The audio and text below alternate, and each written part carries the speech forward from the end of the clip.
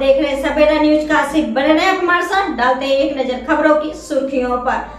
पारस पर प्रत्याशी के साथ कृष्णा पटेल ने किया जनता को संबोधित। वाराणसी वार्ड नंबर 21 तरना से अपना दल कमेरावादी से पारस प्रत्याशी अभिभाव पटेल के साथ कृष्णा पटेल ने किया जनता को संबोधित। उन्होंने बताया कि अपने वार्ड में समर्थकों के साथ आज उन्होंने जनसंपर्क अभियान शुरू किया, जनता की समस्याओं को सुना और उससे वादा किया है कि इस बार आप लोग मुझे मिनी सदन में पहुंचा है ताकि मैं क्षेत्र में जो भी मूलभूत सुविधाएं हैं, जैसे बरसात के मौसम में कुछ ऐसी गलियां हैं जहां पानी लग जाता है, वहीं पानी के निकाय की भी कोई सुविधा उपलब्ध नहीं है।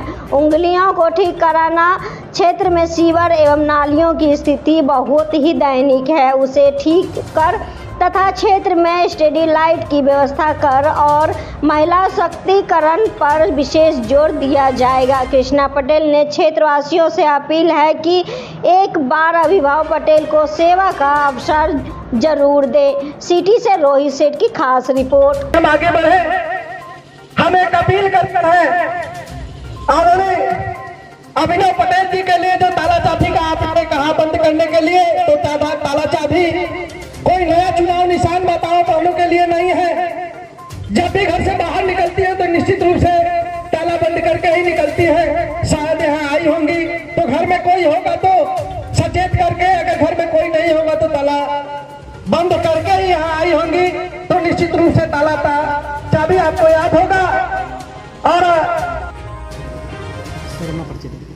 मेरा नाम हरीश मिश्रा है, मुझे बनारस वाले मिश्रा जी कहते हैं और मैं अपना दल कमेरावादी का मेयर का प्रत्याशी हूँ वाराणसी से। बात किया जाए तो उत्तर प्रदेश नगर निकाय का चुनाव क्या मुद्दा लेकर जनता के बीच में जा रहा है? देखिए, निश्चित रूप से पूरे बनारस के अंदर जो है अभी भी कॉस्मेटिक विकास किया गया।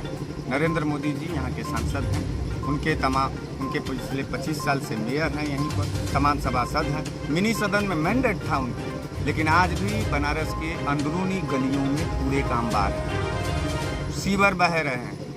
तमाम जो विकास कार्य थे वो सिर्फ कागजों पे थे, उसके जो बजट थे उसकी दलाली की गई, बनारस को लूटा गया। इस सवाल पर अपना दल कमेरावादी की राष्ट्रीय अध्यक्षा आदरणीय राजमाता कृष्णा पटेल ने मुझे अपना विश्वास जताते हुए मुझे टिकट दिया है और हम बनारस के सड़कों पे लड़े हैं, बनारस के आवाज़ के लिए लड़े हैं, बनारस के सवाल पर लड़े हैं। हमने कभी समझौता नहीं किया है। हम अपने बनारस को बदलना चाहते हैं। हम अपने बनारस को वाकई बनारस की जो विरासत रही है आपसी भाईचारे का, आपसी सौहार्द का और बना हुआ जो रस जिसे बनारस कहते हैं, प्रेम की नगरी जिसे कहते हैं, भाईचारे की नगरी कहते हैं, उस बनारस को हम वापस लाना चाहते हैं। हमारे बनारस में नफरत का कोई जगह नहीं है। हमारे बनारस में सबके लिए समानताएं हैं और हम अपने बनारस को कॉस्मेटिक नहीं, रियलिटी में जो है डेवलप करना चाहते हैं। बात किया जाए तो चुनाव आते ही जनता को लुभाने के लिए नेता बड़े बड़े वादे करते हैं, लेकिन चुनाव देखने के बाद नेता फिर जमीनी स्तर से हटकर ऐसी हवा खाने लगते हैं। आपका यह सवाल निश्चित रूप से 100% सही है, क्योंकि पिछले 25 साल से जो भाजपा के मेयर महोदय लोग बने हैं वो सिर्फ और सिर्फ लफाजेबाजी और झूठ की पॉलिटिक्स की। इस बात से मैं सहमत हूँ, लेकिन अपना दल कमेरावादी के प्रत्याशियों को एक बार मौका दीजिए आप लोग, और हम साबित करके दिखाएंगे कि नेता किस तरीके से होता है और जनसेवक कैसा होता है। इसकी क्लासेस हमारे यहाँ चलती हैं।